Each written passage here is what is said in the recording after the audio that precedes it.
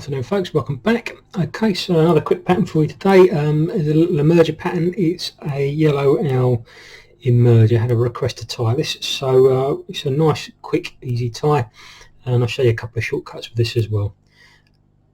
Okay, hook and the vise is a 175 size 12. The thread I'm going to be using is yellow UTC in 70. The reason for using a 175 and not a dry fly hook is I want this with all my coals. I use a slightly heavier hook so that it cocks in the water quickly, so it'll sit down in the water. Also, when you're using these flies around weed beds, etc., you want to have a nice strong hook on there to save them from bending out. Anyway, right, first thing to do is get that thread worked on there and get it started. Folks, if you enjoy the videos, as always, please click like, click subscribe, ring the bell, and it all helps. Okay, so we get the yellow on there first, and now we're going to put some CDC in there. So I'm going to select 5 plumes and marry them all up, so all the tips are just like that, so all the tips are nice and straight. I don't like to cut my CDC or I can avoid it, and the length I want out at the end of there is about the equivalent of the length of the shank of the hook is what I've got coming at the top of that. So measure that up there, a little bit less, and that will do me. So I'm just going to catch that in just up here, a few tight turns, that's lovely, and then trim off. And then we're just going to start to work this all the way down and start to taper our body. I mean, the yellow owl is after all an emerging buzzer pattern, and that's what makes it so simple to tie. So just bring that thread down around the back of the hook, just around the bend of the hook, and back up again.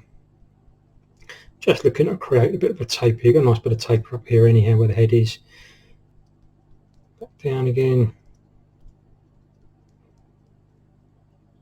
and then up. Love to fish these through the spring and early summer. A lot of folks, this is their go-to dry fly on most waters. Right, I'm going to brew. I've put that tape up. I'm going to bring that all the way down to the back of the hook there, and then I'm just going to take my Sharpie. I'm just going to take my black marker, and I'm just going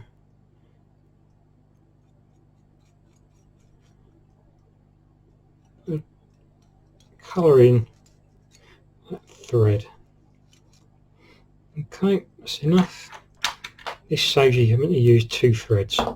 This is going to be our rib back up the fly. So bringing that up just in slightly open turns, just start bringing that around the fly, opening it up as you're coming up the body, lovely.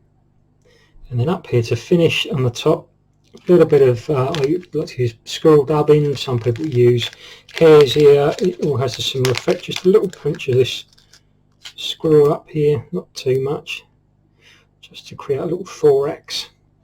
Such a simple fly, and again one of those really effective little flies. I'm just going to wrap that around there to create a little thorax. Nice. Bring that thread up just in front of the eye there, and with your whip finishing tool just bring that in, 3 turns, lovely. And then before you pull that tight, this is where you need an extra pair of hands. All I'm going to do is put a drop of varnish on that, just in there, pull that tight. That's it. How easy was that? Look at that, all of that, 4 minutes to tie a fly like that. You can really rattle these out pretty quickly once you get going. And trim that off. Just going to give that thorax a little light brushing just to tease some of that out. Not too much, just a little light. So just to give it a bit of a spiky effect there. Nice. And what I'm also going to do, just to give this a bit of extra protection, is on your body here, very light coating, hard as nails, just to protect everything.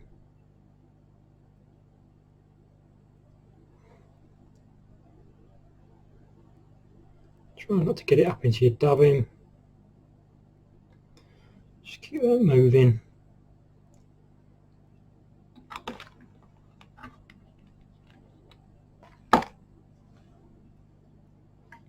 Terrific.